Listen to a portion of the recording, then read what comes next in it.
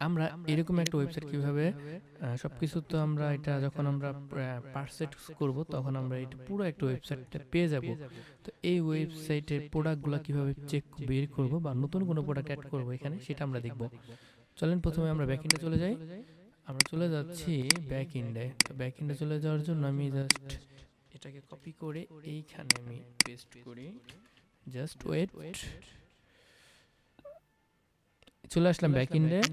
দেন product থেকে all product.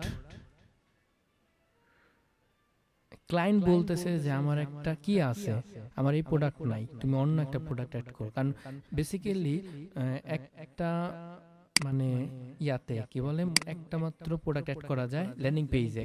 ওকে, তো client অন্য একটা প্রোডাক্ট নিয়ে কাজ করে, ঠিক আছে। তো ক্লায়েন্ট যখন অন্য প্রোডাক্ট নিয়ে কাজ করে তখন আমাদের এগুলো চেঞ্জ করতে হবে ক্লায়েন্টের মতামত অনুযায়ী। তো এগুলো আপনারা পারবেন আশা করি। তো যেহেতু আমি দেখাই দিছি এর আগে, তো এখন আপনাদের কিভাবে প্রোডাক্ট অ্যাড করবেন সেটা দেখাবো। প্রথমে এডিট অপশনে ক্লিক করবেন। তো আমি এডিট অপশনে ক্লিক করলাম। আমি এখানে প্রথমে প্রোডাক্টের পিকগুলো চেঞ্জ করতেছি, আমি রিমুভ করে দিচ্ছি। Remove product image. Okay, that's good. আমি এখান থেকে সেট আপ দিচ্ছি। আমি নতুন একটা প্রোডাক্ট অ্যাড করতেছি। সাপোজ আমি কি অ্যাড করতে পারি, আমি কি অ্যাড করতে পারি, এখানে আমার প্রোডাক্ট আছে। সাপোজ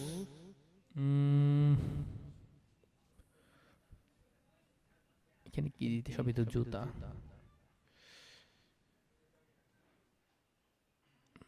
কি অ্যাড করতে পারি, আচ্ছা মনে করি আমি একটা কেক, হ্যাঁ সাপোজ এখানে অনেক কিছু হতে পারে, আমি জাস্ট কেক দিয়ে দেখাচ্ছি।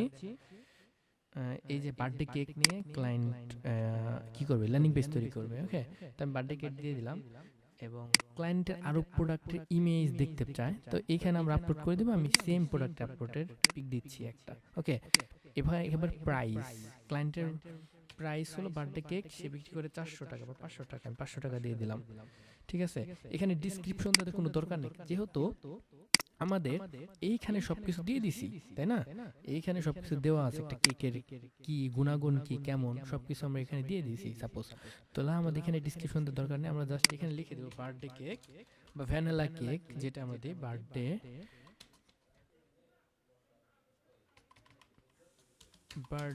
কেক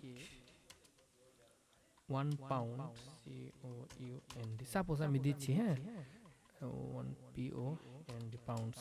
ওকে, এরপর আমরা যেটা করব, এরপরে জাস্ট সিম্পল আমরা একটা আপডেটে ক্লিক করব। যখনই আমরা আপডেটে ক্লিক করব তখন একটা দেখব যে এইখানে প্রোডাক্টটা কি হয়েছে, ভিউ হয়ে গেছে, বাট এইখানে দেখেন এই লেখাটা আছে প্রোডাক্ট টাইপে। আমরা যেটা করব, এটা জাস্ট কপি করব, কপি করে এটা পেস্ট করে দিব। পেস্ট করে জাস্ট এন্টার প্রেস করব।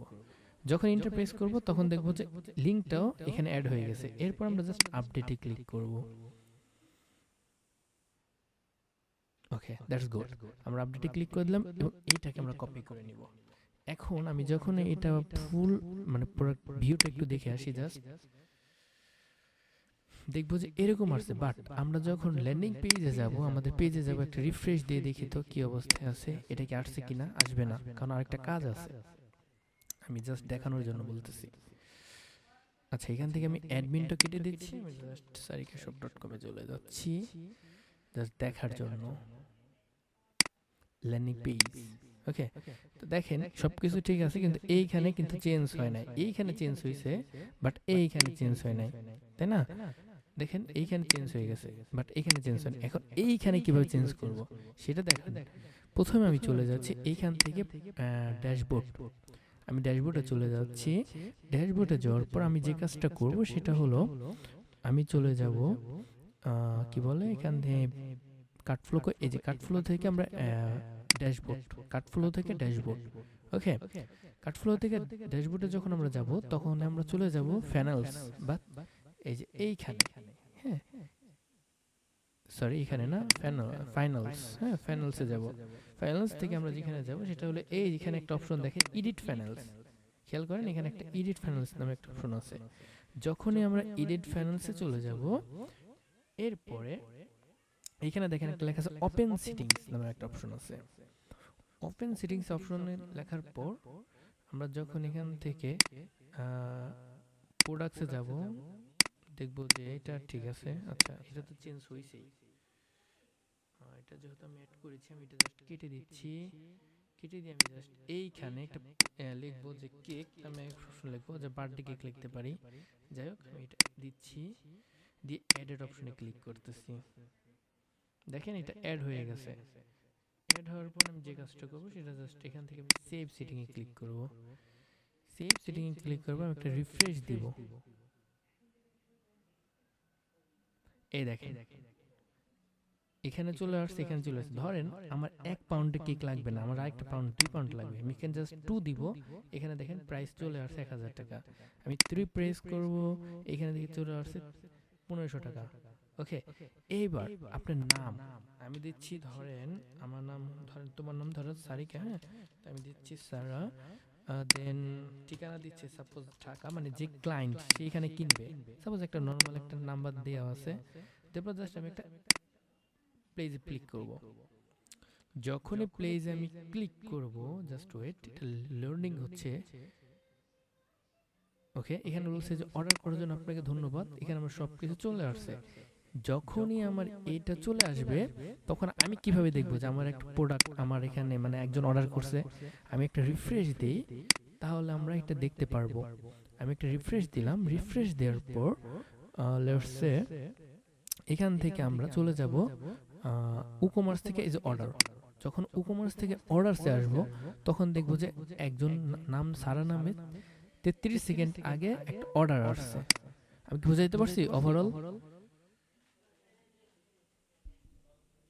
হ্যাঁ, কিন্তু আমরা যখন ক্লায়েন্টের কাজ করব, হ্যাঁ, তখন কি ওইটা মানে ফ্রেশ থাকবে, কোনো নাম থাকবে না?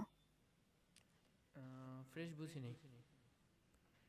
মানে ওখানে যেমন যে অর্ডার করবে সে তো তার নাম ওইগুলা দিবে, ওগুলো তাই না, হ্যাঁ, তার হ্যাঁ ঠিকানাটা। হ্যাঁ, এটা ওর থাকবে। আর আমি যখন ক্লায়েন্টের কাজ করে দেব তখন তো ওইটা তখন মানে ওভাবেই ওখানে থাকবে, খালি থাকবে। ওভাবেই থাকবে। আচ্ছা, ক্লায়েন্ট যদি বলে তোমাকে যে স্যার তুমি আমাকে ডেলিভারি চার্জটা এখানে চেঞ্জ করে দিবা, কারণ ডেলিভারি চার্জ ধরো ক্লায়েন্টের হতে পারে ঢাকার ভিতরে 50 টাকা, ঢাকার বাইরে 120 টাকা, ঠিক আছে? তো এই ডেলিভারি চার্জটা কিভাবে চেঞ্জ করবা? এটা চেঞ্জ করার জন্য আমরা চলে যাব ই-কমার্স থেকে সেটিংস।